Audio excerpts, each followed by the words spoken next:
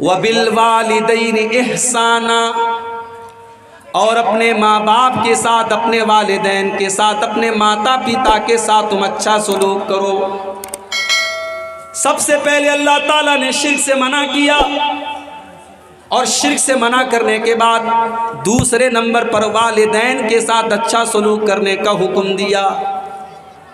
इसलिए कि हमें पैदा करने वाला तो अल्लाह है, मगर हमें पैदा करने का ज़रिया उसने बनाया हमारे माँ बाप को।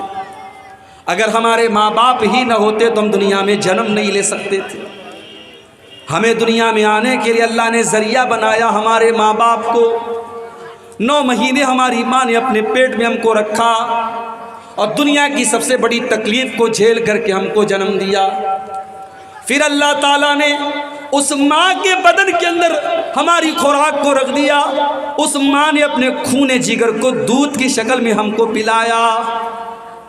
रात में हमने बिस्तर पे पेशाब कर दिया, हमने गंदगी कर दी, हमारे उस गीले बिस्तर पर माँ लेट गई और सूखे बिस्तर पर उसने अपने बच्चे को लेटाया। रात में बच्चे के पेट में दर्द हुआ, बच्चा रोने लगा, बच्चा चिल्लाने लगा। माँ और बाप ने बच्चे को चुप कराने के लिए पूरी रात जाग करके गुजार दी।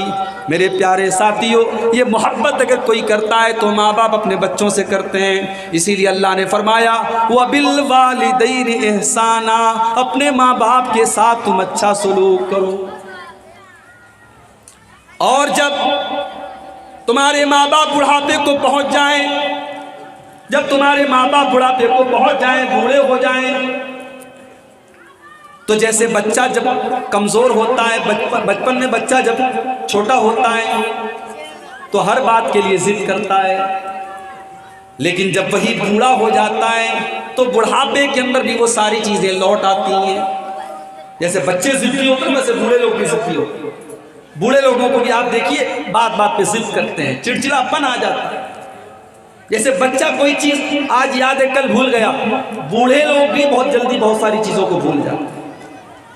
यानी बुढ़ापा एक तरीके का बचपन है। इंसान के बचपन लौट आता है जब इंसान बूढ़ा होता है। जब तुम्हारे माँ बाप बुढ़ापे को पहुँच जाएं तो अल्लाह फरमाता इम्मा यबलुगन्ना इंदकल किबरा अहदुहुमा औ किलाहुमा, जब तुम्हारे माँ बाप में से कोई एक या दोनों बुढ़ापे को पहुँच जाएं, बूढ़े हो जाएं। पहले एक का जिक्र किया, पहले कहा कि कोई एक बूढ़ा हो जाए, इसलिए कि अगर माँ और बाप में से कोई एक अल्लाह को प्यारा हो जाए और एक जिंदा बचे तो जो एक बचता है वो ज़्यादा परेशान रहता है। जब तक बूढ़ा बूढ़ी दोनों जिंदा हैं, दोनों एक दूसरे से अपना सुख दुख शेयर कर लेते हैं, अपने दिल का गुबार निकाल लेते हैं, अपने दिल की भड़ास निकाल लेते हैं। लेकिन अगर माँ चली जाए या बाप चला जाए तो जो अकेला बचता है वो बहुत परेशान रहता है। उसके पास तो कोई हम सफ़र भी नहीं होता, उसके पास तो अपना कोई सुख दुख बांटने वाला भी नहीं होता। अल्लाह फरमाता इम्मा यबलुगन्ना इंदकल किबरा अहदुहुमा, जब तुम्हारे माँ बाप में से कोई एक बूढ़ा हो जाए, औ किलाहुमा या दोनों बूढ़े हो जाएं, फला तकुल्लहुमा उफ़िन, तो खबरदार खबरदार तुम अपने बूढ़े माँ बाप को कभी उफ़ भी न कहना, उफ़ भी न कहना। किसी को तकलीफ़ पहुँचाने का सबसे मामूली तरीक़ा है कि हम उसको उफ़ कह दें। अरबी ज़ुबान में, अरबी लैंग्वेज में, अरबी भाषा में किसी को तकलीफ़ पहुंचाने के लिए सबसे छोटा अगर कोई शब्द होता है तो उफ़ होता है। अल्लाह ताला ने सबसे छोटा शब्द इस्तेमाल किया। अपने माँ बाप को तुम उफ़ भी न कहना, यानी ज़ुबान से उनको कभी कोई तकलीफ़ न पहुंचाना। वला तनहरहुमा, उनसे डांट करके बात न करना, उनसे झिड़क करके बात न करना। वक़ुल लहुमा क़ौलन करीमा, उनसे अदब से बात करना, उनसे रिस्पेक्ट के साथ बात करना, उनसे सम्मान के साथ बात करना, उनसे इज्जत के साथ बात करना। मेरे प्यारे नौजवान साथियों, ओ मेरी नौजवान बहनों, अपने बूढ़े माँ बाप का ख्याल रखो।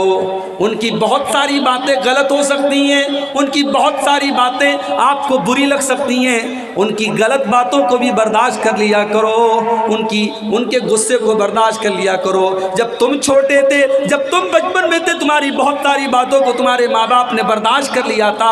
आज वो बूढ़े हो गए, आज उनकी बहुत सारी बातों को तुम बर्दाश्त कर लिया करो। अगर आपको बूढ़े माँ बाप मिले हैं, मेरी माँ 2 साल पहले इंतकाल कर गई, 50 साल भी उम्र नहीं थी मेरी माँ। आज माँ के जाने के बाद एहसास होता है कि अल्लाह ताला ने कुछ और दिन जिंदा रखा हो, कुछ खिदमत करने का मौका मिलता।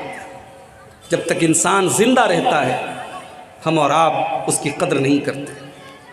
हमें लगता है कि चलो हम ये भी कर लेंगे, वो भी कर लेंगे, मगर ज़िंदगी और मौत अल्लाह ने अपने इख्तियार में ली है। आप गारंटी नहीं दे सकते कब किसकी मौत आ जाए।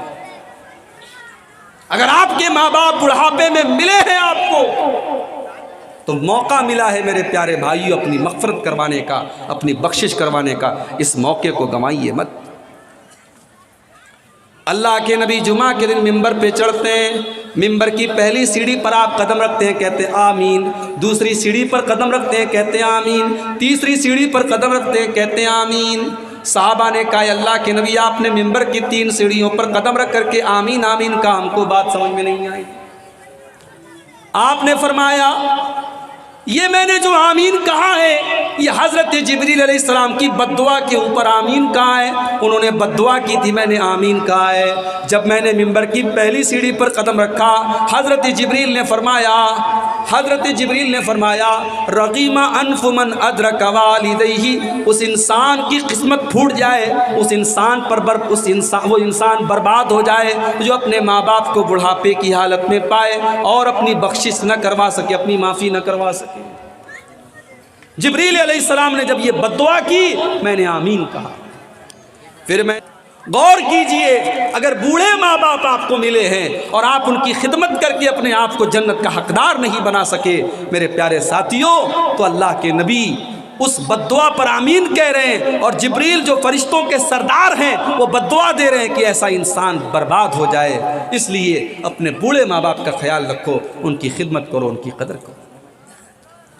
उसके बाद फरमाया वक़्फ़िज़ लहुमा जनाहज़्ज़ुल्लि मिनर रहमा, अपने माँ बाप के लिए तुम बाजू को बिछा दो। क्या मतलब? कभी चिड़िया को आपने देखा होगा, चिड़िया अपने बच्चे को अपने पर के अंदर समेट लेती है। अल्लाह ने फरमाया वक़्फ़िज़ लहुमा जनाहज़्ज़ुल्लि मिनर रहमा, अपने माँ बाप के लिए अपनी रहमत के बाजू को बिछा दो। इसका मतलब ये हुआ कि अपने माँ बाप के सामने कभी तकब्बुर न करना, कभी अहंकार न करना, कभी अपने आप को बड़ा न समझना।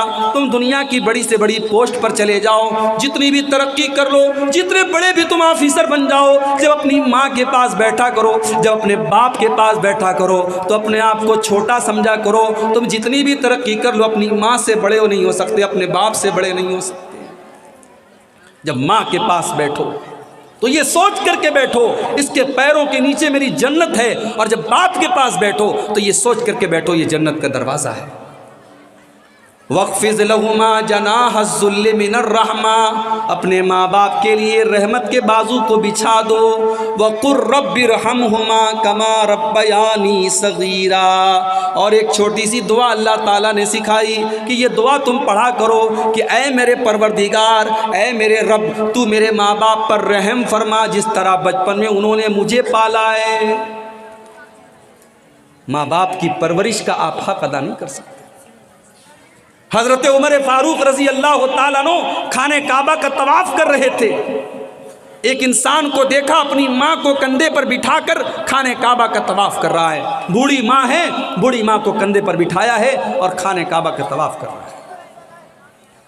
जब उसने अपनी माँ को तवाफ़ करा लिया, उसने कहा अमीरुल मोमिनीन, आज मैंने अपनी माँ का हक़ अदा कर दिया, आज मैंने अपनी माँ को उम्रा करा दिया, आज मैंने अपने कंधे पर बिठा के अपनी माँ को तवाफ करा दिया। हज़रत उमर ने फरमाया, तू अपनी माँ का क्या हक अदा करेगा? तूने तो अभी अपनी माँ के पेट से जब तू पैदा हुआ था, तेरी पैदाइश पर तेरी माँ के मुंह से जो आवाज़ निकली थी, जो चीख निकली थी, अभी तो तूने उस चीख का भी हक अदा नहीं किया, अभी तो तूने उस आवाज़ का भी हक अदा नहीं किया। तो माँ का हक अदा करने की क्या बात करता है? हम हक अदा नहीं कर सकते अपने माँ बाप का। इसीलिए हम अल्लाह से दुआ करते हैं, रब्बिरहमहुमा कमा रब्बयानी सगीरा, कि ऐ हमारे परवरदिगार, हमारे माँ बाप ने जैसे हमें पाला है, हम तो नहीं कर सकते, तू उनके ऊपर रहम फरमा, तू ही कर सकता है। हमारी औकात नहीं, हमारे हद के बाहर की बात है, हमारी औकात के बाहर की बात। तो ये दूसरी चीज़ होगी। पहली चीज़ शिर्क मत करना, दूसरी चीज़ माँ बाप के साथ अच्छा सलूक करना।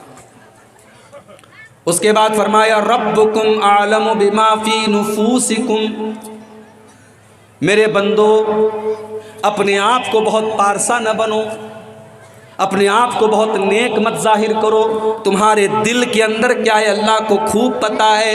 इन तकूनू सालिहीना फ़इन्नहु कान लिल अव्वाबीन गफूरा, अगर तुम नेक हो, अगर तुम सच्चे हो, तो अल्लाह ताला तो अपने नेक बंदों को माफ़ करने वाला है। अगर तुम्हारा दिल सही है तो अल्लाह को खूब पता है। तुम अपनी पारसाई का ऐलान न करो, अपने नेक होने का तुम ऐलान न करो।